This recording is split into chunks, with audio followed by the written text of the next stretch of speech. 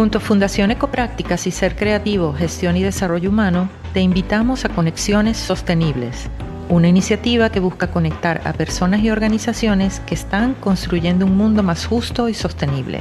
A través de nuestras conversaciones descubriremos cómo el desarrollo humano puede ser una fuerza transformadora y convertirnos en tu nuevo compañero de viaje en el camino hacia la sostenibilidad. En cada episodio aprenderemos de expertos y líderes que están poniendo en práctica soluciones innovadoras. Únete a nosotros para descubrir cómo el desarrollo humano puede ser la clave para un futuro mejor.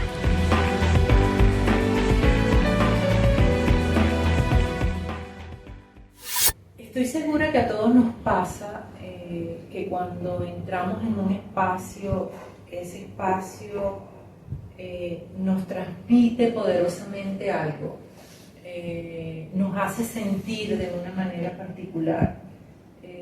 No somos ajenos a cómo respondemos en los espacios donde nos integramos, a los que visitamos, a los que habitamos de manera cotidiana. Muchas veces nos encontramos que esos espacios además dicen mucho y hablan muy fuerte de las personas que los habitan. Nos dicen cosas los objetos, nos dicen cosas los materiales y nos hacen sentir también de una manera muy particular. Verónica, un poco queríamos conversar contigo en este episodio justamente de ese tema, ¿no? Del rol de los materiales en la construcción de los hábitats que cotidianamente ocupamos. Y tal vez la primera pregunta que se me ocurre es cómo entonces definimos ese hábitat moderno. ¿Qué sientes tú que le falta a esa definición moderna de hábitat desde tu experiencia y desde tu conocimiento? Bueno, muchísimas gracias por la invitación. Bueno, sí, al hábitat moderno siento que le falta el componente de regeneración, como el poder que los espacios sean regenerativos y más conexión con la naturaleza. Creo que el modelo urbano actual, que del siglo XX hasta acá se ha gestado en las grandes ciudades, es un modelo que tapó por completo la tierra con asfalto, con concreto, y nos quedamos con ya no ponemos los pies en la tierra. Ya este modelo de no hay comida para todos, no hay que comer, pero como si la naturaleza siempre ha dado que comer, un espacio de tierra puedes poner semillas y con el agua y el sol crece alimento, crece la biodiversidad, podemos atraer con flores, polinizadores, diversos insectos, o sea, como crear un ecosistema más vivo. Eso el modelo urbano lo ha perdido por la forma como se construyó, como se concibió, como que el humano no necesita estar rodeado de la naturaleza, ¿no? Como el contacto directo más allá del parque, de la plaza, de ciertos oasis en la ciudad que son vegetales y que afortunadamente en Caracas tenemos, pero hemos perdido esa conexión con la naturaleza directa en los edificios, en las urbanizaciones. Entonces siento que el modelo tiene que transformarse y la transición hacia un modelo regenerativo. ¿Cómo transformamos los espacios? ¿Cómo conseguimos la arquitectura? Desde un modelo que integre todo que la vida se pueda reproducir, que la vida pueda crecer, más allá del humano, los animales, el reino vegetal, todo tipo de ecosistemas, lo que realmente define un hábitat, y que eso se puede revertir, es voluntad y... Sí, es interesante lo que dices, porque me hace pensar que en esa desconexión nos hemos restado posibilidades también de esa capacidad regenerativa que yo creo que tenemos ahí en nuestro código genético, pero que hemos ido como cortando cabos con esa capacidad justamente por la manera como hemos configurado nuestros espacios y los espacios que habitamos. Y tal vez, Verónica, tú tienes una combinación muy interesante de arquitecto y de artista. Y en lo que construyes, ¿cómo eso define la toma de decisiones cuando estás haciendo una propuesta para crear ese nuevo modelo de hábitat en la ciudad o en los espacios donde intervienes? ¿Cómo es ese proceso lógico, creativo? ¿Cómo lo haces? ¿Qué te inspira? ¿Y qué buscas también con esa combinación de esas dos miradas? Bueno, la faceta artista es más nueva, ¿no?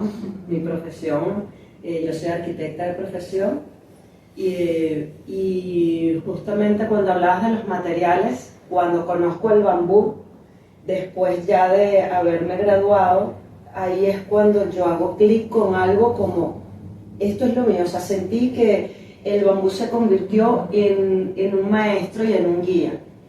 O sea, ya era como que no podía obviar que mi ejercicio como arquitecta estuviera desvinculado con un material que tenía tantas posibilidades, tanta energía como material vivo, y cómo eso podía hacernos repensarnos la forma como ejercemos la arquitectura y ahora recientemente con el arte, porque el material y la forma, las formas también son energía. Entonces, cuando hablaste en un inicio de cómo nos sentimos cuando entramos en un espacio, la forma de esos espacios también influye mucho en cómo se mueve la energía. Creo que la cosmovisión de nuestros ancestros y de todas las tribus indígenas tenían muy claro cómo se movía la energía de los espacios. Por eso hay tantos espacios circulares, por eso hay tanta geometría curva, porque la naturaleza es curva, la naturaleza y la energía se mueve fluidamente. Y estos espacios más cuadrados, que es el modelo urbano, la energía no circula con tanta fluidez. Entonces me gusta hacer la analogía a veces como cuando uno está limpiando los espacios, que el polvo se tiende a acumular en las esquinas y que la escoba no llega a la esquinita. Bueno, energéticamente pasa mucho. Y un tema que me ha interesado es la biogeometría, o sea, la forma geométrica como sanadora del campo energético. Entonces, al descubrir que la biogeometría puede ser aplicada a la arquitectura, también puede ser aplicada al arte. Por eso decidí como que el arte también puede tener una expresión plástica a través del material, a través de la forma, y cómo eso, al estar en un espacio, puede influir en el campo electromagnético de forma inconsciente de las personas que están en contacto. Entonces, como que material y forma pueden ser sanación, son ya algo que está interactuando en nuestro campo bioenergético, y esa fue la idea de cómo llevarlo al arte. Podía también darle otra expresión plástica y tener otra narrativa y poder contar como otras historias. Sí, aprovecho que bueno, retomo la idea de los espacios y su capacidad regenerativa con esto que hablas de las formas también, o sea, más allá del material es la forma que le damos y la forma como lo utilizamos también. Y se me ocurre preguntarte, porque bueno, ya estamos en las ciudades que tenemos, o sea, ya tenemos una configuración, ya el concreto está allí, ya hemos hecho decisiones que bueno, de alguna manera están definiendo nuestra cotidianidad. ¿Cómo transitamos a través del uso de materiales y de la forma del edificio a lo que entendemos como hábitat? ¿Cómo lo ves como arquitecto? Que pudiéramos hacer ese proceso de transición. ¿Por dónde empezamos entonces? Bueno, podemos empezar por tomar la decisión. Creo que cuando empieza la elección de quiero transitar hacia otro modelo, bueno, podemos, ya todos los campos de posibilidades se empiezan a gestar, ¿no? En el mundo de las ideas. Y las cosas de alguna forma empiezan a confluir, ¿no? Como las personas empiezan a conectar, te empiezan a llegar información, empezamos como a crear alianzas creo que es importante en todo este modelo transitorio las alianzas. O sea, lo humano, tejido en red social, es como de las primeras cosas porque uno nunca hace nada solo. Para que un proyecto se pueda llevar a cabo, hace falta que muchos factores, muchas personas de diferentes intereses, diferentes oficios, capacidades y conocimientos puedan confluir en un proyecto común. Entonces creo que las alianzas de carpinteros, ingenieros, agrónomos, personas que manejan el marketing, las ventas, las finanzas, todo, podamos como tener ese interés de gestar un proyecto común. Siento que el humano es importantísimo. Luego, ¿cómo lo hacemos? Bueno, creo que abrir más espacios, o sea, como picar concreto. Yo eso lo vi en Italia, me pareció muy bonito, vi una ciudad donde había alguien que proponía como 1 metro cuadrado de abrir en cada espacio de concreto, ¿no? Cómo vamos a empezar a picar. Eso era como una política pública de alguien que se quería, un joven que quería como proponer su propia política, ¿no? O sea, vamos a picar el concreto, vamos a dejar que la tierra respire. Eso también es una forma, ¿no? Como en cualquier posibilidad. Tenemos un patio de grama y bueno, pero ¿por qué tener la grama? ¿Por qué gastar tanto en la cortadora de césped y toda la manutención de eso? Lancemos semillas, hagamos que crezcan nuevas especies. Sí, es como un reto también como empezar a mirar nuestros espacios de una manera como distinta y con un potencial distinto, ¿no? Sí. No limitados ya por la caja, sino, bueno, a partir de allí creo que es interesante empezar a reconstruir. Sí, fíjate que el bambú también es un material, también hago la analogía, por ejemplo, con las plantas que cosechamos para mantener su principio activo y utilizarlo como medicina luego, ¿no? O sea, como el malojillo, ¿no? Que cosechaste y lo deshidrataste para utilizarlo luego como infusión. El principio activo queda, que es diferente cuando la planta muere y se seca. Cuando el bambú lo cosechamos de forma respetuosa y lo deshidratamos respetando sus ciclos y lo cortamos en la luna, él se deshidrata, él no se seca, él se deshidrata y sigue manteniendo su principio activo. Entonces la energía que él sigue emitiendo, aún estando ya siendo utilizado como mobiliario, como espacios de recubrimiento de los espacios, eso ya tiene una energía que está emitiendo, y porque sigue estando vivo de alguna forma, como en energía y conciencia. Interesante, interesante. La verdad es que ver así un material de construcción que está vivo y que tiene energía, además él es sílice. O sea, él es 70% sílice, y el sílice es una forma, son investigaciones que estoy haciendo, pero esa es otra forma de cuarzo, es una de las formas de cuarzo. El cuarzo dióxido de silicio, eso es el componente principal del bambú. Entonces es un material altamente mineral que sirve para los espacios como energía viva en los espacios, como para la ingesta, es medicina, todas las hojas, las infusiones, no lo hemos visto, pero hay tanto en la ciudad y es una medicina potencial. Entonces es algo que también además estoy integrando a mi vida, además no solamente construyo, sino que me lo como y me lo bebo, entonces es fascinante. Te he escuchado mencionar el bambú como inspirador de muchas cosas en tu vida como creadora y como arquitecto. También te he escuchado en conferencias en las que te he escuchado y te he visto hablar del bambú como el acero vegetal, ¿no? Como un material con unas cualidades como muy particulares, además de lo que significa desde el punto de vista estético también el material.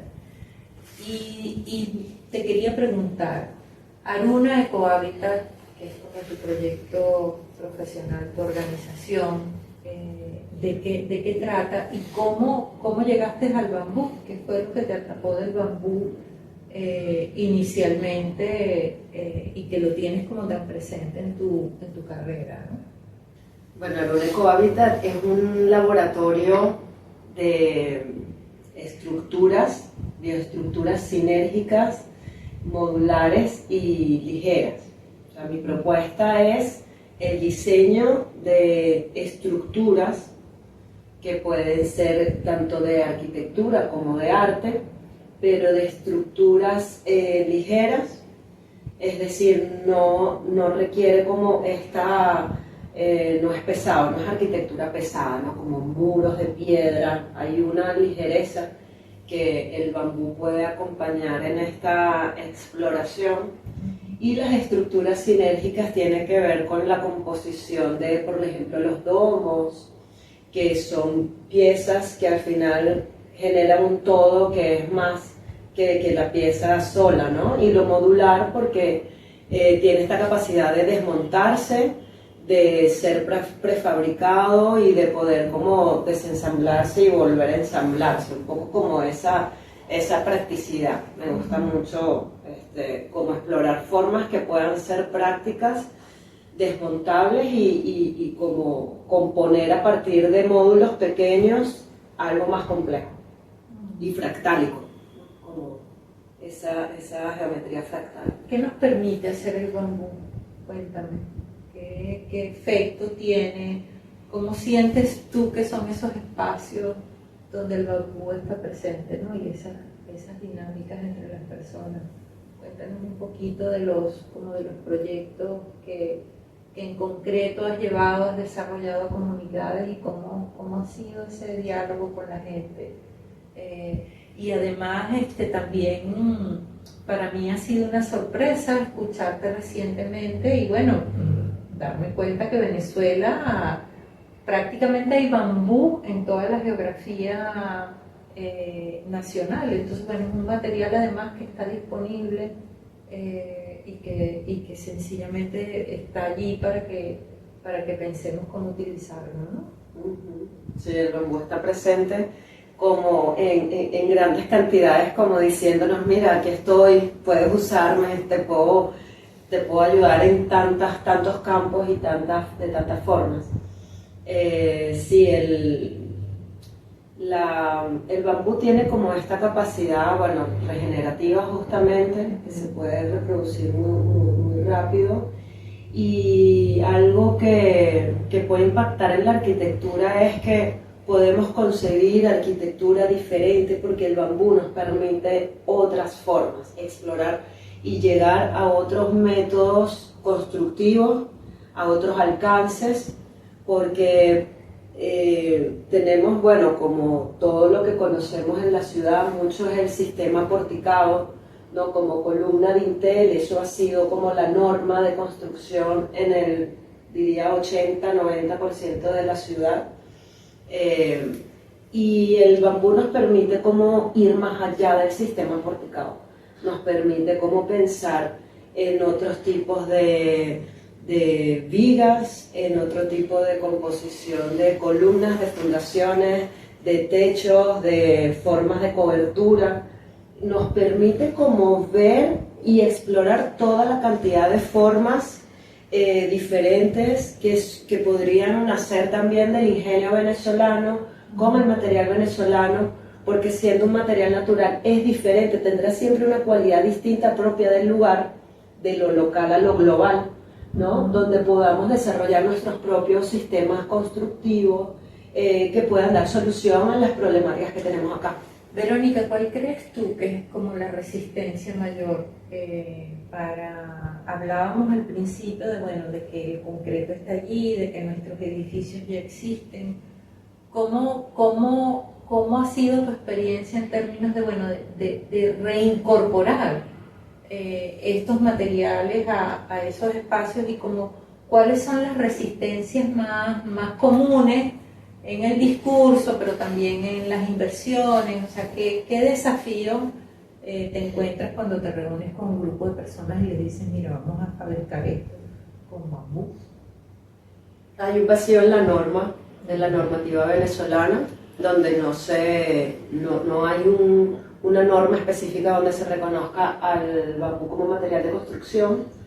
En ese sentido hay como unos atrasos porque no se ha visto, no se ha propuesto, en el sentido de no lo tenemos. Entonces, es una especie protegida desde la ley de bosques, donde aparece escrito el bambú, y con toda la razón es una especie que debe ser protegida porque ella cuida taludes, cuida cuencas hidrográficas. Entonces, si decimos, bueno, sí, porque con bambú puedes hacer casas, puedes hacer todo, y indiscriminadamente se cosecha de una forma sin el adecuado manejo, sin el adecuado conocimiento, corres el riesgo de que hagas un impacto profundo en el ecosistema de ciertas regiones. Entonces es muy importante la educación, es muy importante poder normalizar cómo se debe, o sea, cómo es el manejo del bambú en la naturaleza y cómo llevarlo a la construcción. ¿Cuáles son todos los pasos que hay que considerar para que esto pueda ser efectivamente un material de construcción? Si es que se tienen que hacer manejos controlados con fines constructivos, no todo el mundo puede agarrar el bambú de cualquier lado, porque es muy importante preservarlo, pero no existe esa normativa. Entonces, el riesgo además de que muchas personas que lo han usado cortándolo de forma sin conocimiento es que el bambú se les pudre, se le caen insectos, entonces dicen, no, ese material no sirve, y queda la idea de que intenté hacer algo con eso y se me dañó. Entonces está el conocimiento de la experiencia, donde sin el adecuado manejo no te llega el resultado, ya como que de alguna forma lo descartas. Y está el tema legal que nos acompaña, el traslado de bambú. Entonces, bueno, que te pueden los permisos, puedes encontrar muchos problemas también de trasladarlo. Entonces hace falta como visibilizar ese tema legal. Dale. ¿Y qué soluciones desde Aruna Ecohabitat proponen que permitan un uso sostenible del bambú? ¿Qué cosas han desarrollado? Entendiendo lo que decías, ¿no? Que siempre son estructuras que son ligeras, apuestan a la flexibilidad. ¿Cómo pensamos en el bambú como una solución? Por ejemplo, alguien que nos esté escuchando y quiera incorporarlo en su hábitat, ¿cuáles son soluciones de bajo impacto sostenibles en las que podamos entonces trabajar con bambú? Además de tus bellos pendientes de bambú. Otra forma de incorporarlo. Exacto, sí. Cuéntanos.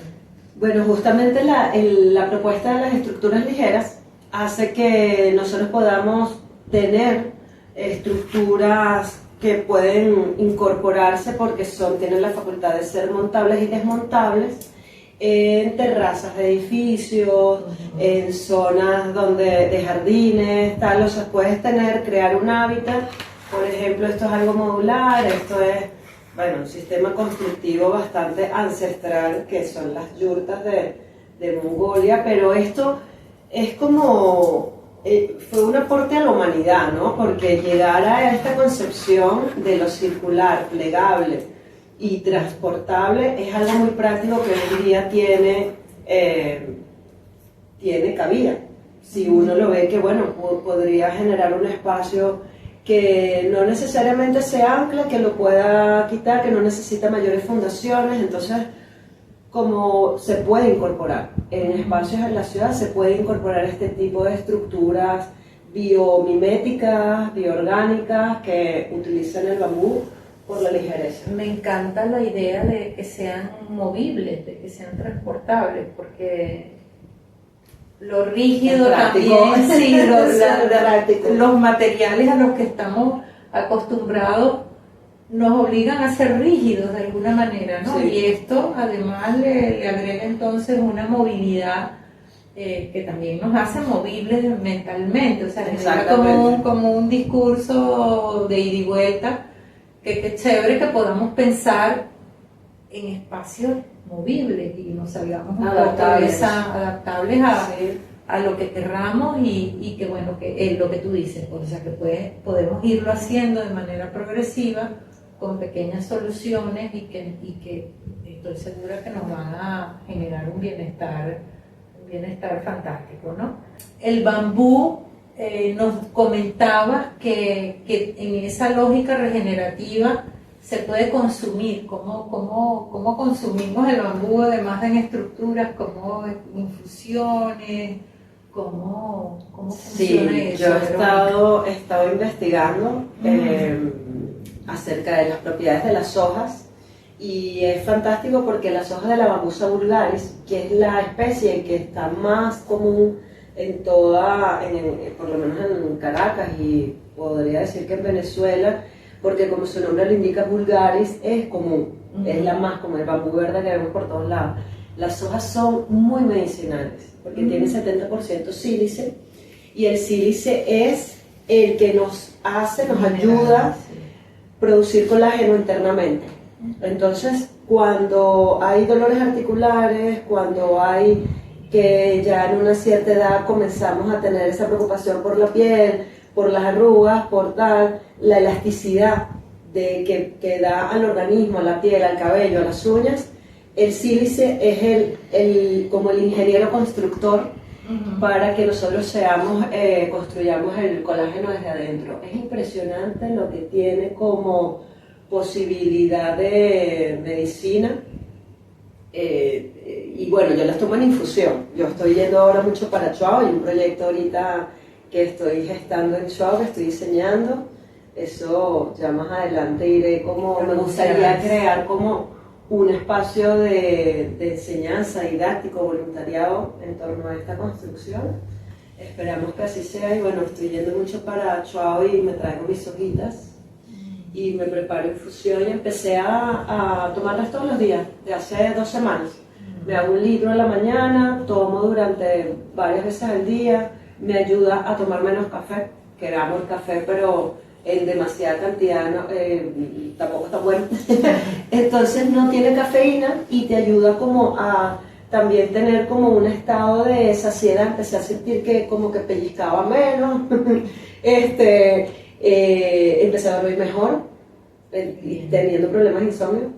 Y bueno, me como los brotes, que son alta fibra vegetal también. Qué bonito esa idea de que lo que está dentro está afuera, ¿no? De que es un material flexible y te da flexibilidad en todos los sentidos, es capaz de brindarte flexibilidad, de darte, si lo usas en tus espacios, pero si lo consumes también, su propia identidad como recurso adaptativo y flexible. Me parece súper bonito.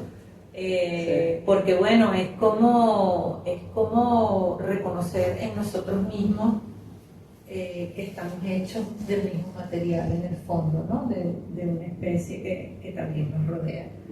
Bueno, empezaremos a tomar infusiones de bambú entonces. Qué bueno. Sí, lo recomiendo.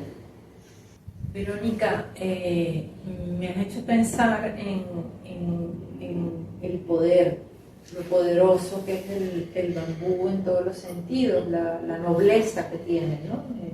En términos de su adaptabilidad, de su fortaleza, de lo que nos puede además compartir a los seres humanos. Y se me ocurría un poco, volviendo a esta mirada reciente que estás desarrollando como artista,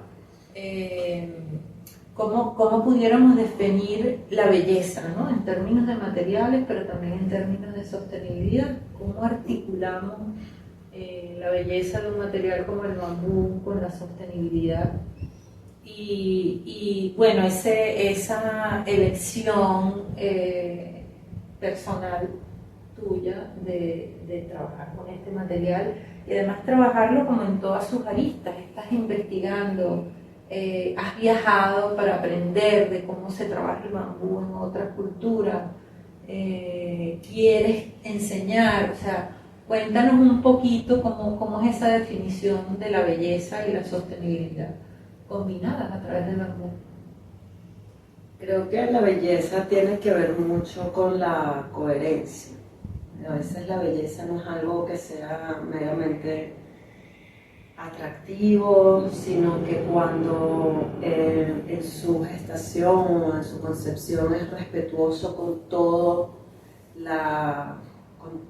en su cadena productiva es respetuoso con la naturaleza, es respetuoso con todos los seres, es respetuoso en el impacto que tiene sobre el otro y sobre ti mismo. Creo que esa es una forma de belleza, o sea, la coherencia de hacer algo que sea de respeto, de bajo impacto, de baja huella ecológica, ¿no? Como un impacto positivo, ¿sabes? Creo que bueno, en mi propuesta, no todo el arte debería ser así, pero en la propuesta es como la obra biodegradable, que ella pueda quedarse en la naturaleza y se deshaga, no deja huella, porque los amarres son hechos con fibra, todas las tensiones en esta última obra que presenté estaban hechos con moriche, la obra que los introduje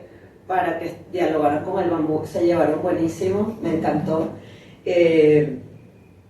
Y es como diferentes localidades y materiales que han acompañado muchas culturas dentro de Venezuela, dialogando con el bambú, las tres hicieron como una magia bien bonita y siento que se transmitió. Creo que ese ponerme un reto de voy a trabajar con fibras naturales en vez de con el nylon típico que me da la atención fue una elección que, bueno, era difícil, no sabía cómo iba a sostenerse, ¿no? Estos sistemas colgados, tensados entre sí, pero funcionaron bastante bien. Entonces, es una propuesta de ser coherente y de que no deje huella.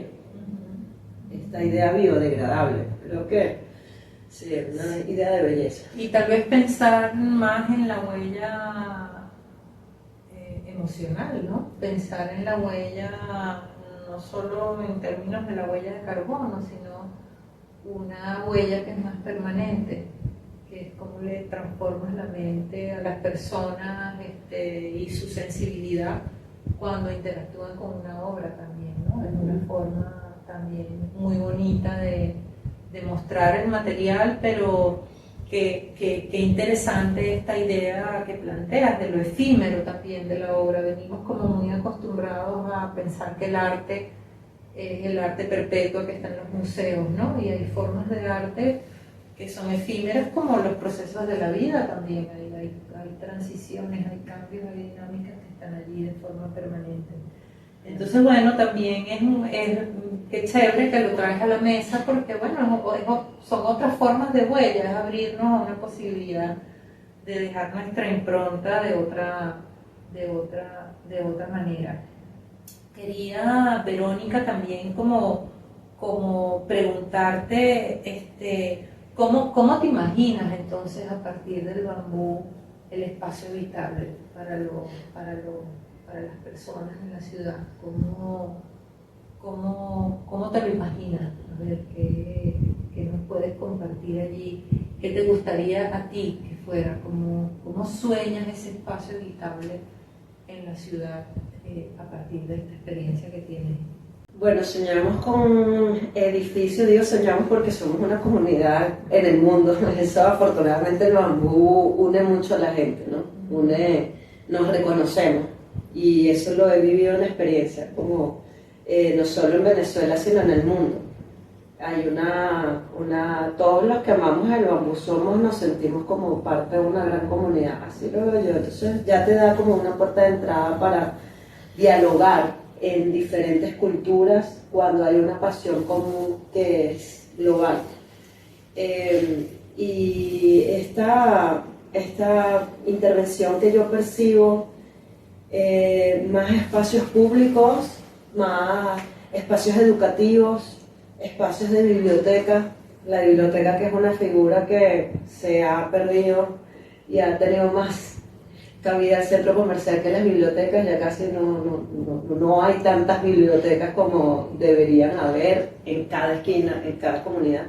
Pero eso, volver a la biblioteca, volver que llegues a un sitio, sentarte a leer un libro, que tengas como unos espacios cenitales con mucha luz natural, como que pase el viento, donde tengas como una gran cubierta de bambú curvo que te inspira a quedarte ahí toda la tarde tirado en un puff leyendo. Yo creo que poder tener acceso a espacios así como grandes, comunitarios, abiertos, expandidos, con nuevas formas, ¿no?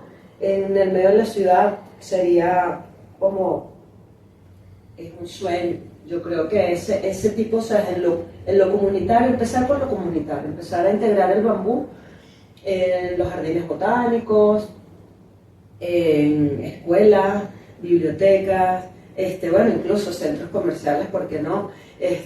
También mercados, ¿no? Como esa concepción del mercado, el gran techo grandísimo que tenía siempre como que la vanguardia de las estructuras, ¿no? de cascarones hechas en concreto en una época, pero volver como a esos espacios de mercado grandes, amplios, con una gran cubierta hermosa así de bambú. Eso es algo que yo lo veo completamente factible, una cuestión de que haya un circuito que lo apoye, que haya voluntad y que se haga posible, ¿no? Pero aquí en lo tecnológico y en la parte de diseño estaremos siempre como esperando que haya voluntad para hacerlo. Sí, qué bueno, Verónica. Creo además que tener la idea y la intención y tener el dominio de las alternativas también constructivas es importante para dar esos primeros pasos. Y bueno, nada, te agradezco que hayas compartido con nosotros el día de hoy. Gracias a ti por la invitación. Suscríbete a nuestro canal y síguenos en redes sociales para no perderte ningún episodio. Comparte este podcast con tus amigos y familiares y juntos inspiremos a más personas a tomar acción.